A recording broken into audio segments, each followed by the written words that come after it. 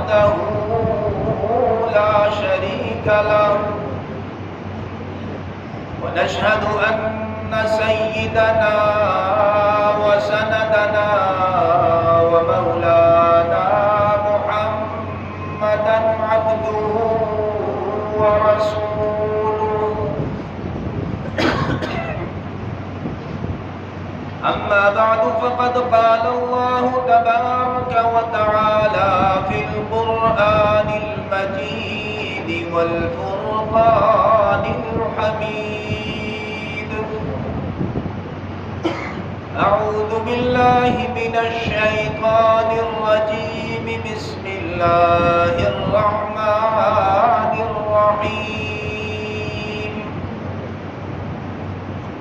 إنا أنزلناه في ليلة القدر وما أدراك ما ليلة القدر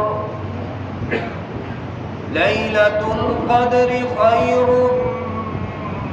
من ألف شهر تنزل الملائكة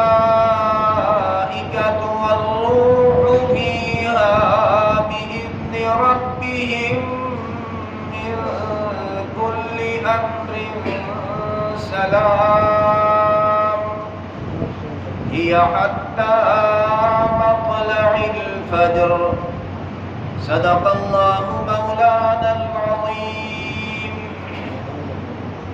وصدق رسوله النبي الكريم ونحن على ذلك لمن الشاهدين والشاكرين والحمد لله رب العالمين اللهم صل على محمد وعلى آل محمد كما صليت على إبراهيم وعلى آل إبراهيم إنك حميد مجيد معزز سامعین اکرام،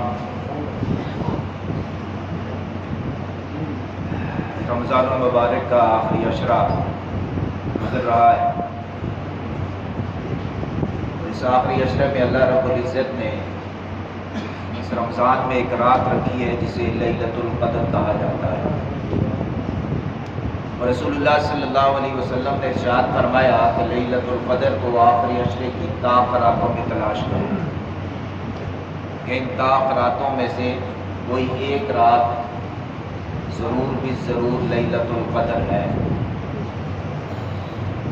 آج کی اس نشست میں لیلۃ القدر کی فضیلت، اس کی اہمیت، اور تیسری بات کہ لیلۃ القدر میں کیا کام کرنا چاہیے، ان تین باتوں پر انشاءاللہ مختصراً کچھ گزارشات پیش کروں گا۔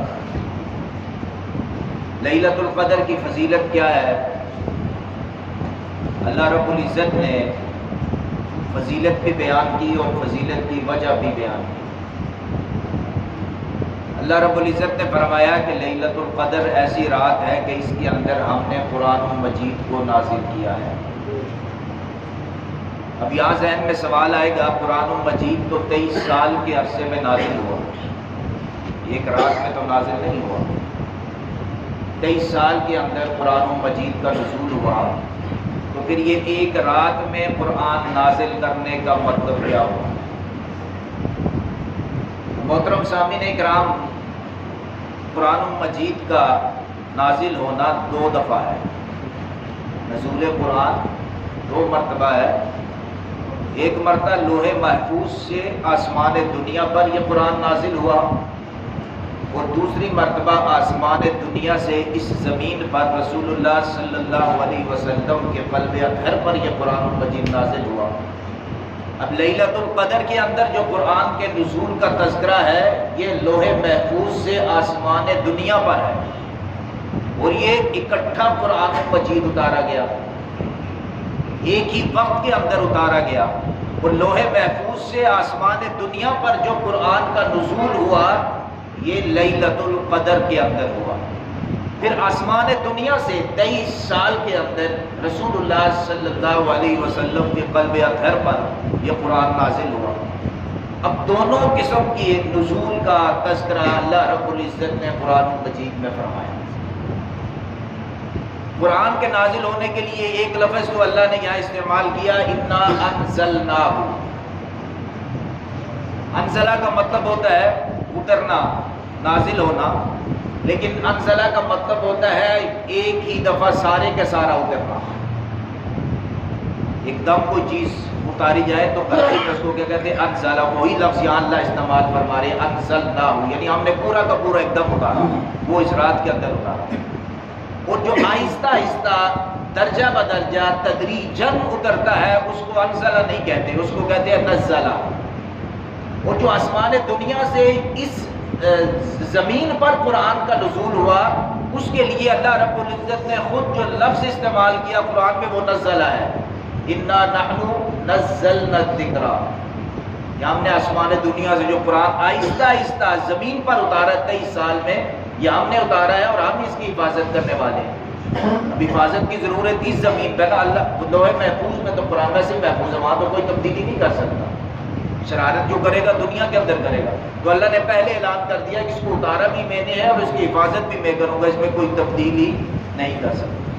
آپ دیکھتے ہیں دنیا میں نا کوئی سوشل میڈیا بزی آ جاتا ہے، دیکھیں جی فلاں کافر نے یہ آیت تبدیل کر دی، یہ کر دی، یہ کر دی، یہ کر دی. کوئی پریشانی والی بات نہیں، کوئی تبدیل کر ہی نہیں سکتا. جتنا مرضی کوئی کرے وہ کسی کو قرآن کے ذریعے، قرآن کے الفاظ کے ذریعے دھوکہ نہیں دے سکتا، کیونکہ اس کی حفاظت کا ذمہ تو کس نے لیا ہے؟ اللہ نے لیا. تو اس لیے یہ کوئی پریشانی کی بات نہیں ہے.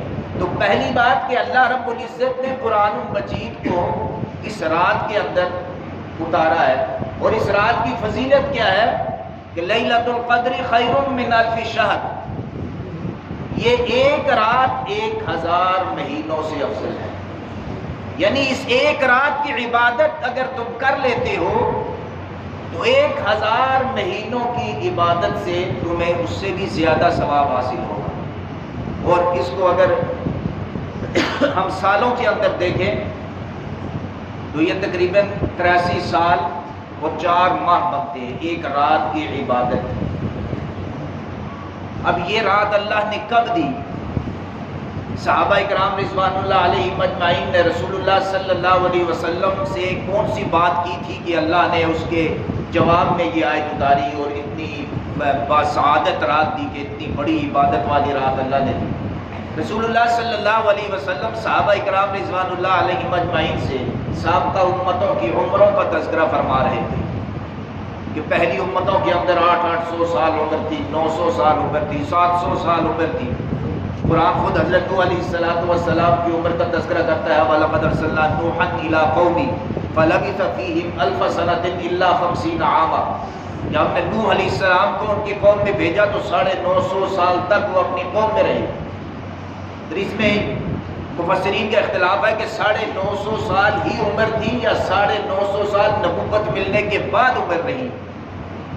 لیکن اس کو چھوڑے اتنا تو ہے کہ 950 سال تو قرآن تذکرہ کر رہا ہے نا. 950 سال سیدنا حضرت نوح علیہ السلام کی عمر ہے.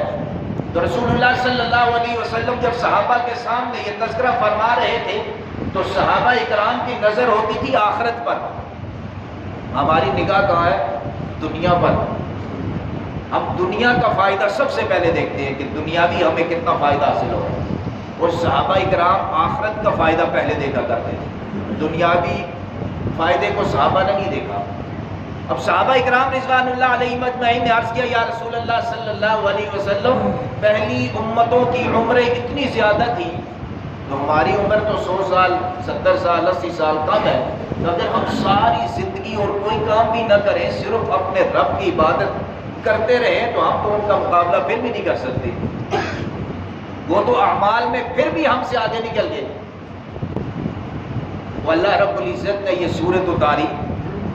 اللہ رب العزت نے گویا فرمایا ہے میرے محبوب کے صحابہ ثواب دینا، درجات بلند کرنا یہ میرا کام ہے. یہ تاثیر اعمال میں نہیں، یہ تو اللہ جس کو چاہے جتنا چاہے دے دے. تم اس بات سے پریشان نہ ہو کہ پہلی امتوں کی عمریں زیادہ تھیں اور وہ تم سے آگے نکل گئے. تم تو میرے محبوب کی امتی ہو، میرے محبوب کے صحابہ ہو. تمہیں صرف میں ایک رات ایسی دے دیتا ہوں، اگر اس ایک رات میں تم عبادت کر لو تو 83 سال 4 ماہ کی عبادت کا ثواب تمہیں دے دوں گا. اب ایک آدمی کی 70 سال عمر ہے، 50 رمضان المبارک کے اندر اس کو لیلۃ القدر حاصل ہوئی. جس نے طاق راتوں میں عبادت کر لی اس کو لیلۃ القدر مل گئی. لوگ سوچتے ہیں جی لیلۃ القدر بڑی خوش قسمتی ہے، سعادت ہے لیلۃ القدر ملے. طاق راتوں میں عبادت کرو وہ لازماً مل گئی. ان طاق راتوں میں ایک تو ہے ہی ہے نا، دو تو ملے گی. تو جس کو 50 طاق راتیں نصیب ہو گئی، 50 لیلۃ القدر نصیب ہو گئی، ایک رات کا اتنا ثواب ہے. اس کو کاؤنٹ کریں، پہلی امتوں کا ثواب مارا جائے. یہ کم ترین عمر والی امت ان سے ثواب کے اندر اور آگے نکل جائے گی. تو یہ اللہ کا خاص فضل ہے کہ اللہ رب العزت نے ہمیں، ابھی رمضان المبارک کا آخری عشرہ گزر رہا ہے، ابھی طاقراتیں بھی مزید آئیں گی انشاءاللہ. تو اس لیے کوشش یہ کریں ان طاقراتوں کو ضائع نہ کریں، ان طاقراتوں کو ضائع نہ کریں. اگر دنیاوی کوئی بندہ رات کو کہے نا کہ یار تو اتنی دیر جاگ، تجھے 10 لاکھ روپیہ میں دے دوں گا، بندے کو نیند ویسے ہی نہیں آتی اس خوشی کے اندر کہ مجھے صبح اتنے پیسے مل جائیں گے. یہاں تو اللہ رب العزت وعدہ فرما رہے ہیں، یہاں اللہ کے رسول وعدہ فرما رہے ہیں. یہ دنیا کا انسان تو دھوکہ بھی دے سکتا ہے، لیکن اللہ جو بات کرتا ہے وہ اللہ سے سچا اور کون ہے؟ اللہ سے زیادہ سچا وعدہ کرنے والا کون ہے؟ تو یہ جو طاقراتیں رہ گئی ہیں یہ ہم سے ضائع نہ ہو، اور ان میں عبادت کرنا بڑا آسان ہے، کوئی مشکل کام بھی نہیں. آگے میں عرض کروں گا. اب اس رات کے اندر ہوتا کیا ہے؟ یہ جو رات اتنی افضل ہے، اس رات میں کیا ہوتا ہے؟ تنزل الملائکۃ والروح فیہا بإذن ربہم من کل امر سلام. اللہ فرماتا ہے اس رات کے اندر رحمت کے فرشتے جبریل امین کی معیت میں اترتے ہیں. جبریل امین بھی اترتے ہیں اور اللہ کی رحمت کے فرشتے بھی اترتے ہیں، اور پھر وہ روح زمین پر پھیل جاتے ہیں. اب یہ کیا چیز لے کے اترتے ہیں؟ یہ فرشتے کیا چیز لے کے اترتے ہیں؟ رحمت کے فرشتے کیا لے کے اترتے ہیں؟ تو اللہ نے فرمایا کیا لے کے اترتے ہیں؟ من کل امر سلام. یہ رب کی طرف سے سلامتی لے کے اترتے ہیں. کیا اترتے ہیں؟ سلامتی لے کے اترتے ہیں. اب اس رات میں سب سے زیادہ اللہ رب العزت سے جو چیز مانگنی ہے وہ کیا ہے؟ سلامتی. جان کی سلامتی، ایمان کی سب سے اہم چیز، ایمان کی سلامتی، اعمال کی سلامتی، دین کی سلامتی، اپنی سلامتی، بیوی بچوں کی سلامتی، دوست احباب کی سلامتی، رشتہ داروں کی سلامتی، ملک کی سلامتی، امت کی سلامتی. سلامتی کے لیے رب سے دعا. اللہ نے سلامتی اتاری ہوئی ہے. صرف دنیا رب سے نہ مانگے، دنیا بھی مانگے. اللہ دنیا آخرت ہر قسم کے ربنا آتنا فی الدنیا حسنہ وفی الآخرۃ حسنہ. اللہ نے بھی اس کا ہے، دنیا کی بھلائی بھی مانگو، آخرت کی بھی مانگو. اللہ دنیا کا فقر بھی کسی کو نہ دے. دنیا میں ہر ایک کو رزق حلال، وسعت والا رزق حلال نصیب فرمائے، کوئی کسی کا محتاج نہ ہو. اور آخرت کی بھلائیاں بھی رب سے مانگے. تو اللہ سے دنیا بھی مانگے لیکن اللہ سے آخرت بھی مانگے. ہم اللہ کی طرف متوجہ کب ہوتے ہیں؟ جب ہمیں دنیا میں پریشانی، دنیاوی پریشانی ہے. دین کی تو ہمیں پریشانی ہوتی ہی نہیں، دین کی پریشانی ہمیں ہوتی ہی نہیں. ہمیں جب بھی پریشانی ہوتی ہے دنیا کی ہوتی ہے. اور صحابہ کو جب بھی پریشانی ہوتی تھی دین کی ہوتی تھی، اعمال کی ہوتی تھی. صحابہ نے جتنے سوال رسول اللہ صلی اللہ علیہ وسلم سے کیے ہیں زیادہ تر سوال آخرت کے متعلق، اعمال کے متعلق. تو اس رات کے اندر فرشتے اترتے ہیں اور کیا لے کے اترتے ہیں؟ سلامتی. اب یہ سمجھیں کہ اس رات کی ابتدا کہاں سے ہوتی ہے، کس وقت سے ہم اللہ کی عبادت شروع کرتے ہیں؟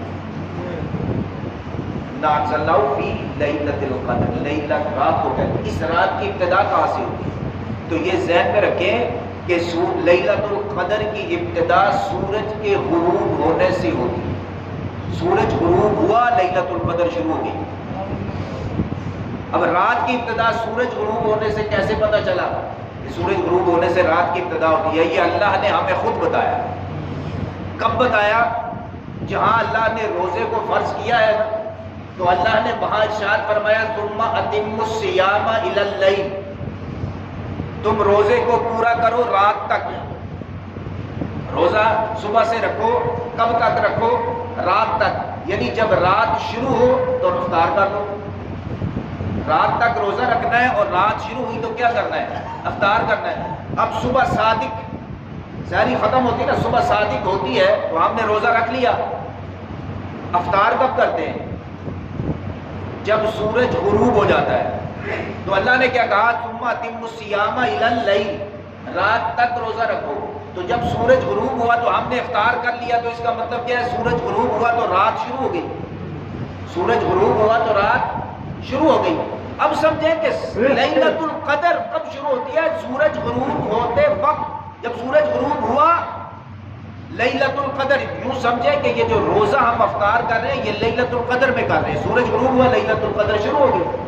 اب اس کے بعد دنیا کا کوئی مسلمان ایسا نہیں جو نماز پڑھتا ہو اور لیلۃ القدر سے محروم ہو جائے. اب میں یہ بات سمجھا رہا ہوں آپ کو. لیلۃ القدر کا حصول اللہ نے مشکل نہیں بنایا. اب جس آدمی نے یہ افطاری کے بعد مغرب کی نماز پڑھی، یہ مغرب کی نماز لیلۃ القدر کی عبادت کے اندر شامل ہے، کیونکہ لیلۃ القدر تو شروع ہو گئی. اب اس کے بعد سنتیں پڑھ رہا ہے مغرب کی، لیلۃ القدر کی عبادت میں شامل ہے. مغرب کے نماز کے نفل پڑھ رہا ہے، لیلۃ القدر کی عبادت کے اندر شامل ہے. یہی انسان عشاء کی نماز پڑھ رہا ہے، لیلۃ القدر کی عبادت کے اندر شامل ہے. نماز تراویح پڑھتا ہے، لیلۃ القدر کی عبادت کے اندر شامل ہے. وتر کی نماز پڑھتا ہے، لیلۃ القدر کی عبادت کے اندر شامل ہے. اس کے بعد نفل پڑھتا ہے، لیلۃ القدر کی عبادت کے اندر شامل ہے. لیلۃ القدر تو اس کو مل گئی، اس کو مشکل نہیں بنایا. ہم سمجھتے ہیں لیلۃ القدر شروع ہوتی ہے رات 12 بجے نماز تراویح کے بعد. نہیں، لیلۃ اب ایک آدمی اس کا فائدہ کیا ہے؟ ایک آدمی دن کو مزدوری کرتا ہے بیچارہ. اللہ ارحم الراحمین ہے. اللہ نے دین کو، اعمال کو اتنا آسان بنایا. اللہ چاہتا ہے ہر انسان اس سے فائدہ اٹھا سکے. اب ایک انسان مزدوری کرتا ہے، دن کو تھکا ہارا گھر پہنچتا ہے، لیلۃ القدر میں وہ افطاری کرتا ہے، مغرب پڑھی، سنتیں پڑھی، نفل پڑھے، عشاء پڑھا، نماز تراویح پڑھی، دعائیں مانگی. کوشش کرے بندہ نفل بھی پڑھ لے، دعائیں مانگے. اب لیلۃ القدر اس کو مل گئی. اب اس کو آئی نیند. اب اس نیت سے سو گیا کہ سحری میں اٹھ کے پھر عبادت کروں گا. کل صبح نماز فجر بھی پڑھنی ہے، ظہر بھی پڑھنی ہے، پھر دن کو بھی نمازیں پڑھنی ہے، روزہ بھی رکھنا ہے. اگر میں نے اپنے جسم کو آرام نہ دیا تو کل روزے کے اندر بھی خلل ہو سکتا ہے. میں جہاں کام کرتا ہوں میرے مالک کی کام کے اندر بھی خیانت ہو سکتی ہے. اس نیت سے وہ سو جاتا ہے تراویح کے بعد کہ فجر سحری کے وقت اٹھ کے پھر عبادت بھی کروں گا، آگے روزہ بھی رکھنا ہے. تو اس کا سونا بھی عبادت بن گیا، اس کا سونا بھی عبادت بن گیا. تو اس کی انما الاعمال بالنیات. یہ تو اس لیے سویا سحری میں اٹھ کے پھر تہجد پڑھوں گا. تو سحری میں آج کل ہر بندہ اٹھتا ہے تو کم از کم 2 نفل صلاۃ التہجد کم از کم اگر وقت ہو، اتنا تو ہمیں پڑھنا چاہیے، اتنا تو ہمیں کرنا چاہیے نا. 2 تو کم از کم ہم پڑھ لیں. تو میرے محترم اب سمجھیں کہ اس رات میں عمل کیا کرنا ہے. ایک تو عرض کیا کہ کوئی سلامتی تو فرشتے لے کے اترے ہوئے ہیں، سلامتی اللہ سے مانگے. اور اس وقت سلامتی کی سب سے، ملک کی سلامتی بھی بڑی اہم ہے. اس وقت سلامتی سب سے اہم چیز ہے. اب اس رات کے اندر عمل کیا کرنا چاہیے؟ ہم عائشہ صدیقہ رضی اللہ تعالیٰ عنہا نے یہی سوال رسول اللہ صلی اللہ علیہ وسلم سے کیا. یا رسول اللہ صلی اللہ علیہ وسلم، اگر میں شب قدر پالوں تو میں کیا عمل کروں؟ رسول اللہ صلی اللہ علیہ وسلم نے فرمایا کہ عائشہ تو اپنے رب سے ان مفہوم یہ ہے کہ ان الفاظ کے ساتھ معافی مانگ. یہ الفاظ پڑھو، اللہم انک عفو تحب العفو فاعف عنی. یہ رسول اللہ صلی اللہ علیہ وسلم نے سکھایا. اگر اکیلا بندہ یہ دعا کر رہا ہے وہ کہہ دے فاعف عنی، اللہم انک عفو تحب العفو فاعف عنی. اگر اجتماعی دعا کروا رہا ہے تو اللہم انک عفو تحب العفو فاعف عنا، یا اللہ ہم سب کو معاف فرما. تو یہ دعا رسول اللہ صلی اللہ علیہ وسلم نے حضرت عائشہ صدیقہ رضی اللہ تعالی عنہا کو خود سکھائی. تو اس سے پتہ چلا کہ اس رات میں رب سے معافی مانگنی ہے. سب سے اہم چیز کیا ہے؟ معافی مانگنا. جب کوئی معاف کر دیتا ہے تو وہ راضی ہو جاتا ہے. جب کوئی معاف کر دیتا ہے تو وہ کیا ہو جاتا ہے؟ راضی ہو جاتا ہے. اور معافی کی ضرورت کہاں پڑتی ہے؟ جہاں ناراضگی ہو. دو بھائیوں میں لڑائی ہو جائے گی، دو بھائیوں میں لڑائی ہو جائے. اب چھوٹے کو محلے والے کہتے ہیں بھائی معافی مانگو، بڑے بھائی سے معافی مانگو. یہ الگ بات ہے، ہم اس دور میں نہ معافی مانگتے ہیں نہ معاف کرتے ہیں. لیکن قانون کیا ہے؟ چھوٹے کو کہتے ہیں آپ معافی مانگو. اب جی چھوٹا جب بڑے سے معافی مانگتا ہے تو وہ کہتا ہے جی میں نے معاف کر دیا. جب معاف کر دیا تو پھر کیا ہو گیا؟ بڑا راضی ہو گیا کہ نہ ہو گیا؟ تو معافی مانگنے سے ملتا کیا ہے؟ اللہ کی رضا. معافی مانگنے سے کیا ملتا ہے؟ اللہ کی رضا. تو یہ معافی ایک ایسی چیز ہے جس کو اللہ کی رضا مل گئی، اس کو کسی اور چیز کی ضرورت ہے؟ اصل چیز ہے ہی اللہ کی رضا. اللہ سے صلح، بھائی اللہ سے صلح کر لو، ساری دنیا ناراض ہو کوئی فرق نہیں پڑتا. ہاں اللہ ناراض ہے، ساری دنیا تمہاری دوست ہے، نقصان ہی نقصان ہے. تو یہ لیلۃ القدر کیا ہے؟ اللہ سے صلح کرنے کی رات، اللہ سے معافی مانگنے کی رات. اور اللہ کے نبی حضرت عائشہ صدیقہ رضی اللہ تعالیٰ عنہا کو الفاظ سکھا رہے ہیں کہ ان الفاظ کے ساتھ اللہ سے معافی مانگو. ہمارا المیہ یہ ہے کہ ہم دعائیں کرتے ہیں، دنیا کی ساری نعمتیں مانگتے ہیں، اولاد مانگتے ہیں، نیکیاں مانگتے ہیں، گناہوں کی معافی نہیں مانگتے. اور دعا کی ابتدا یہ ہے کہ اللہ کی تعریف کریں، اللہ کے نبی پر درود بھیجیں، پھر اپنے گناہوں کی معافی مانگے. سب سے پہلے اللہ مجھے معاف کر. ہم ساری رات دعائیں کرتے ہیں لیکن اپنے گناہوں کی معافی نہیں مانگتے. ہم اپنے آپ کو گناہگار سمجھتے ہی نہیں. گناہگار سمجھیں گے تو معافی مانگیں گے. تو گناہوں سے بات دنیا میں یا آپ ہم میں سے کوئی ہے؟ کوئی آدمی نہیں. اللہ کے سامنے خود کو مجرم بنا کے پیش کرو، گناہگار بنا کے پیش کرو، پھر اپنے گناہوں کا اعتراف کرتے ہوئے اس رب سے معافی مانگو تو وہ اللہ معاف کرنے والا ہے. اب اس کا ترجمہ کیا ہے؟ اللہم انک عفو، یہ اللہ آپ معاف کرنے والے ہیں. اللہ سے بڑھ کے معاف کرنے والا کوئی نہیں. تحب العفو، اور معافی کو پسند بھی کرتے ہیں. فاعف عنی، یا اللہ مجھے معاف کر دے. پھر رسول اللہ صلی اللہ علیہ وسلم نے معافی کے اور الفاظ بھی سکھائے. رسول اللہ صلی اللہ علیہ وسلم، ابو داؤد کی روایت میں ہے کہ اللہ کے نبی صلی اللہ علیہ وسلم نے ارشاد فرمایا جو شخص ان کلمات کے ساتھ جو آگے میں ذکر کرنے لگا ہوں، ان کلمات کے ساتھ ان کلمات کو 5 مرتبہ یا 7 مرتبہ پڑھے، اللہ رب العزت اس کے تمام گناہوں کو معاف کر دیتا ہے، چاہے وہ سمندر کی جھاگ کے برابر بھی ہو. اور بڑے آسان الفاظ ہر مسلمان کو آتے ہیں، لیکن فضیلت کیا ہے؟ 5 مرتبہ یا 7 مرتبہ جو مسلمان پڑھتا ہے، اگر اس کے گناہ سمندر کی جھاگ کے برابر بھی ہو اللہ وہ بھی معاف کر دیتا ہے. وہ الفاظ کیا ہے؟ استغفر اللہ الذی لا الہ الا هو الحی القیوم واتوب الیہ. یہ الفاظ 5 مرتبہ 7 مرتبہ ہر انسان اس کو روزانہ پڑھے. رات کو سوتے وقت پڑھ لے، سارے دن کی خامیاں بھی ختم اور سارے گناہ بھی معاف. اب یہاں ذہن میں سوال آئے گیا کہ اس سے صرف چھوٹے گناہ صغیرہ گناہ معاف ہوتے ہیں یا بڑے بڑے بھی معاف ہو جاتے ہیں؟ صرف صغیرہ گناہ معاف ہوتے ہیں یا کبیرہ گناہ بھی معاف ہو جاتے ہیں؟ تو میرے محترم اس سے سارے بڑے چھوٹے سارے گناہ معاف ہوتے ہیں، کیونکہ یہ استغفار ہے، یہ توبہ ہے. اب دیکھیں قرآن مجید کے اندر اللہ نے جن بڑے بڑے گناہوں کا تذکرہ کیا ہے، سب سے بڑا جو گناہ ہے وہ شرک ہے. اور شرک کے بارے میں اللہ نے کیا کہا؟ ان اللہ لا یغفر ان یشرک بہ ویغفر ما دون ذلک لمن یشاء. شرک کو تو میں معاف نہیں کروں گا، باقی جتنے گناہ معاف کر دوں گا، اللہ نے فرمایا. لیکن توبہ کیسی چیز ہے، استغفار کیسی چیز ہے؟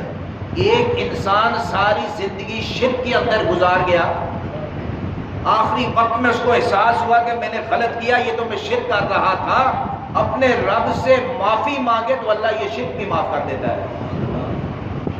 یہ شرک اس صورت میں معاف نہیں ہے جب توبہ نہیں کی، اس سے رجوع نہیں کیا. اب غور کریں کتنے اولیاء اکرام آپ کو ایسے ملیں گے جن کی زندگی کا پہلا حصہ شرک کے اندر تھا، سمجھ آئی توبہ کی، ولایت کے مقام تک پہنچے۔ ولایت تو پھر چھوٹا مقام ہے۔ صحابہ اکرام رضوان اللہ علیہم اجمعین ایمان لانے سے پہلے کہ مشرکین مکہ میں شامل نہیں تھے۔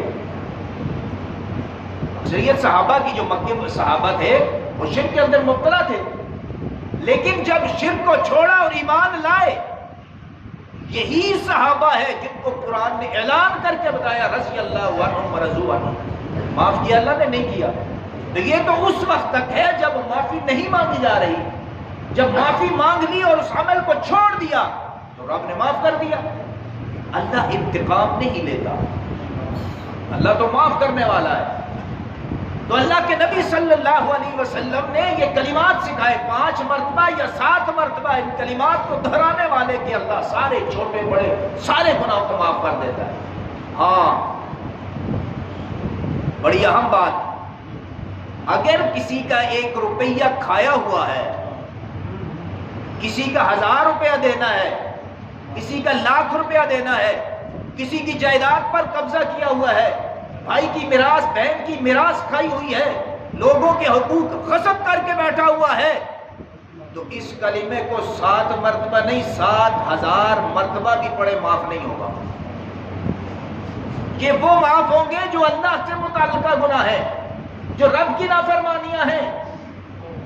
ہمارا المیہ یہ ہے کہ ہم لوگوں کے حقوق کھاتے ہیں، مال کھاتے ہیں، پیسہ کھاتے ہیں، 2 نمبری بھی کرتے ہیں، پلاٹ بھی قبضے کرتے ہیں، بہنوں کی میراث بھی کھاتے ہیں، دھوکے اور فراڈ سے لوگوں سے پیسہ بھی لیتے ہیں، پھر ہر سال عمرہ بھی کرتے ہیں، حج بھی کرتے ہیں، عبادات بھی کرتے ہیں، رو رو کے معافیا بھی مانگتے ہیں۔ ہم سوچتے ہیں ہمیں اللہ نے معاف کر دیا، اللہ نے فیصلہ کر دیا یہ میں معاف نہیں کرتا، یہ معاف نہیں کرتا، یہ معاف نہیں ہوگا۔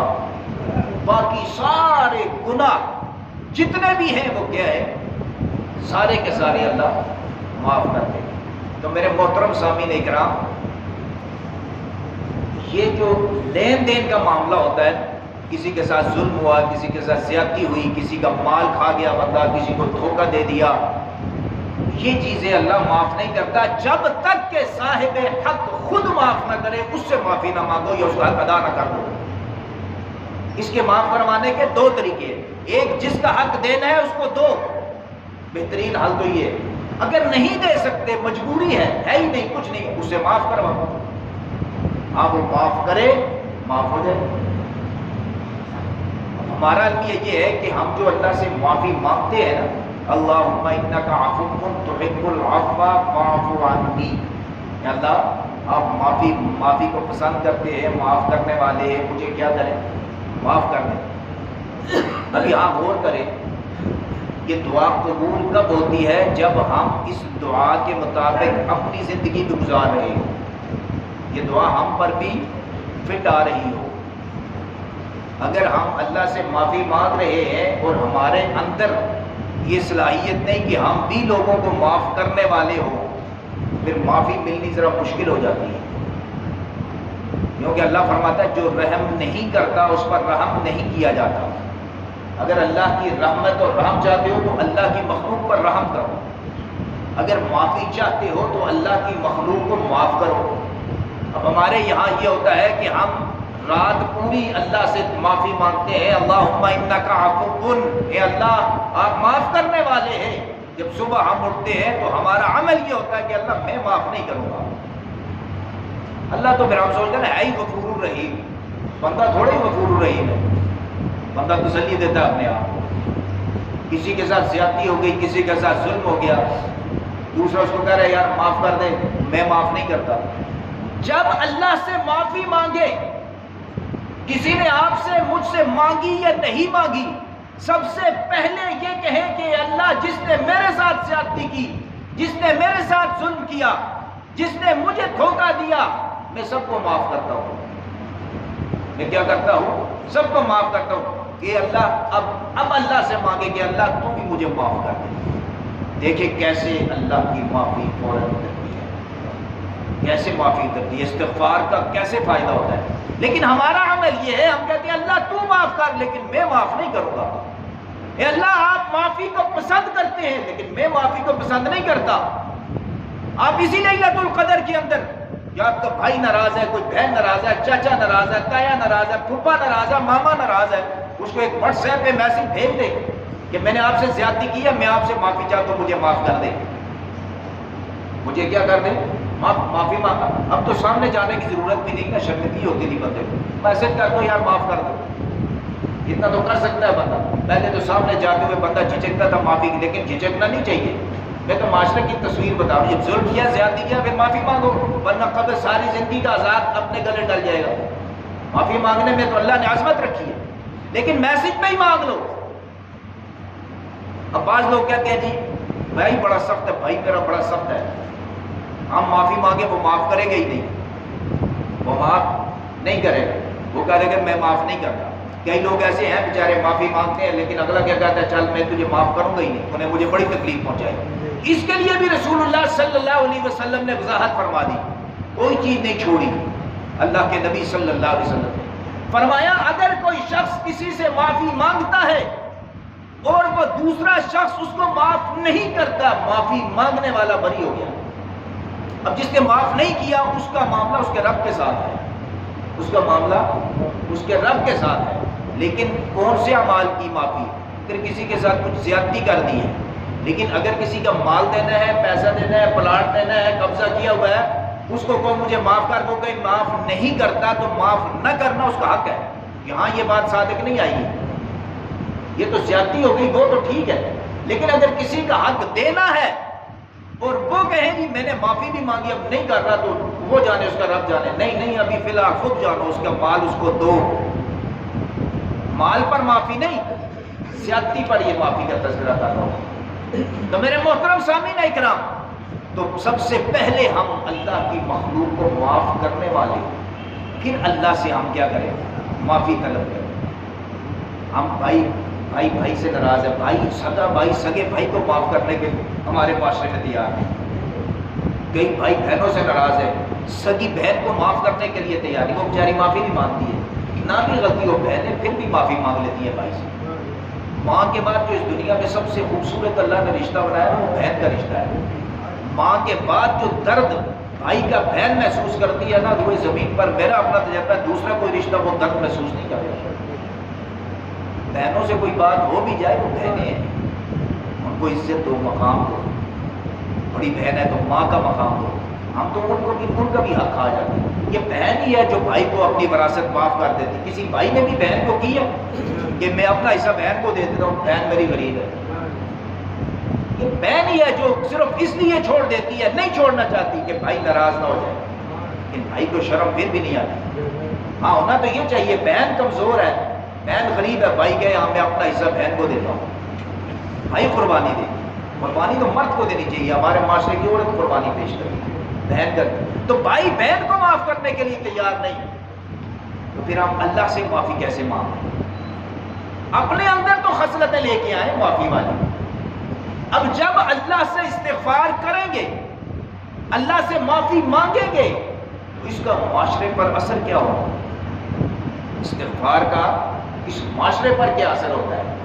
یہ ہمارے معاشرے کی جتنی بد امنی ہے، جتنی رحمت سے دوری ہے، جتنی بے برکتی ہے، جتنا ہمارا ملک نیچے کی طرف جا رہا ہے، اس میں صرف ایک چیز کی کمی ہے، اجتماعی استغفار کی. اگر آج بھی ہمارے یہ سارے حکمران مل کر توبہ اور استغفار شروع کریں اور علماء کی طرف رجوع کریں، یہ امت اکٹھی ہو جائے اور رب کی طرف رجوع کرے، تو چند دنوں کے اندر اللہ رب العزت دیکھے کیسی برکتیں اٹھاتا ہے. یہ میں نہیں کہتا، یہ اللہ خود فرماتا ہے، یہ اللہ خود فرما رہا ہے، اور اللہ قرآن مجید میں فرما رہا ہے. حضرت ہود علیہ السلام نے اپنی قوم سے کیا کہا؟ وَيَا قَوْمِ اسْتَغْفِرُوا رَبَّكُمْ ثُمَّ تُوبُوا إِلَيْهِ يُرْسِلِ السَّمَاءَ عَلَيْكُمْ مِدْرَارًا. اے قوم اللہ سے استغفار کرو. اس کا فائدہ کیا ہوگا؟ اللہ کی رحمت تم پر موسلا دھار بارش کی طرح اترے گی. اللہ کی رحمت کس طرح اترے گی؟ جس طرح آسمان سے بارش اترتی ہے. کب؟ استغفروا ربکم، جب اپنے رب سے معافی مانگو گے. دوسرا فائدہ کیا ہوگا؟ وَيَزِدْكُمْ قُوَّةً إِلَىٰ قُوَّتِكُمْ، اللہ تمہیں طاقتور کر دے گا، مضبوط کر دے گا. ہمارے اندر دو کمزوریاں، ایک تو ہم اللہ کی رحمت سے دور ہیں، برکت نہیں ہے، جہاں رحمت ہوتی ہے وہاں برکت ہوتی ہے۔ ہمارے مال میں برکت نہیں، ہمارے کاروبار میں برکت نہیں، ہمارے گھروں کے اندر برکت نہیں، ہمارے وقت کے اندر برکت نہیں، ہمارے کسی کام کے اندر برکت نہیں ہے۔ ہمارے مال پیسے کے اندر 2000 جیب میں ڈال کے بازار جائے، واپس کوئی چیز بھی نہ لے، گھر آئے پیسہ ہی نہیں ہوتا جیب میں، کوئی برکت نہیں۔ ہمارے ملک کے اندر کوئی برکت نہیں، ہمارے حکمرانوں کے اندر کوئی برکت نہیں۔ تو برکت کب آئے گی؟ جب رحمت آئے گی، اور رحمت کب آئے گی؟ جب استغفار کرو گے۔ اور یہ قرآن کہتا ہے یا قوم استغفروا ربکم ثم توبوا الیہ یرسل السماء علیکم مدرارا، اللہ کی رحمت موسلادھار بارش کی طرح اترے گی، قطرہ قطرہ نہیں اترے گی، پوری موسلادھار بارش کی طرح اترے گی۔ اور دوسرا، ہم کمزور ہیں، ہم کیا ہیں؟ کمزور ہیں۔ ہمارے پاس ایٹم ہے، بہترین دنیا کی فوج ہے، بہترین صلاحیتوں والے لوگ موجود ہیں، لیکن ہے ہم کمزور۔ کسی بھی کافر کے سامنے ہم آنکھ اٹھا کے بات نہیں کر سکتے۔ کیا ہوا فلسطین میں؟ کون سا رد عمل ہمارے ایٹمی ملک نے دیا؟ کوئی رد عمل نہیں دیا، ہم بات کرنے کی جرات ہی نہیں کر سکتے۔ تو یہ کب آئے گا کہ یہ کمزوری ہے، اس کے لیے طاقت کی ضرورت ہے۔ قرآن کیا کہتا ہے؟ استغفروا ربکم ثم توبوا الیہ یرسل السماء علیکم مدرارا ویزدکم قوۃ الی قوتکم۔ جب تم رب کی طرف رجوع کرو گے، اپنے گناہوں کی معافی مانگو گے، اللہ کی رحمت بھی تم پر اترے گی، اللہ تمہیں طاقت بھی دے گا۔ تو جب ہے نہیں ہم اللہ کے باغی، کام ہم نے سود کے کرنے، غلامی ہم نے یہود و نصارہ کی کرنی ہے، بات ہم نے ہر وہ کرنی ہے جو اسلام کے خلاف ہو، تو پھر ہم رات کو کہیں اللہ رحمت اتارے، اللہ معافی اتارے، اللہ رحمت اتار۔ میرے محترم، ہم رحمت سے پھر بڑے دور اللہ سے، پھر بھی یہ میں نہیں کہہ رہا اللہ نہ اتار، اللہ معاف فرمائے، لیکن اپنا چہرہ آپ کے سامنے رکھنا، اللہ ہم سب کو معاف کرے۔ اس کے لیے ہمیں اجتماعی استغفار کی ضرورت ہے۔ اللہ ہمیں سمجھ اور عمل کی توفیق دے۔ وما علینا الا البلاغ۔